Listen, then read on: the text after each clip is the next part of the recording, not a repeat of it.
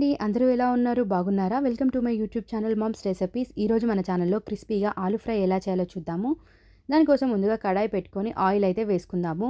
ఆ తర్వాత 2 ఎండుమిర్చి అలాగే పోపు దినుసుల్ని కూడా వేసుకొని ఇవి వేగిన తర్వాత ఇందులోకి వెల్లుల్లి అలాగే మనం పచ్చిమిర్చిని కూడా వేసుకొని ఒకసారి వీటిని కలుపుకుందాము. ఆ తర్వాత కరివేపాకు, కొత్తిమీర కూడా వేసుకొని ఇవన్నీ బాగా వేగిన తర్వాత ఇందులోకి సన్నగా కట్ చేసుకున్న ఆలూస్‌ని అయితే వేసేసుకుందాము. ఒకసారి వీటిని బాగా కలుపుకొని ఒక 5 మినిట్స్ ఇవి ఫ్రై అయిన తర్వాత ఇందులోకి పసుపు అలాగే ఉప్పునైతే వేసేసుకుందాం. ఉప్పు అనేది ఎవరి టేస్ట్‌ని బట్టి వారు వేసుకుందామండి. ఒకసారి వీటిని బాగా కలుపుకొని ఒక 5 మినిట్స్ ఇవి బాగా వేగాలి. ఆ తర్వాత ఇందులోకి కారం అయితే వేసేసుకుందాము.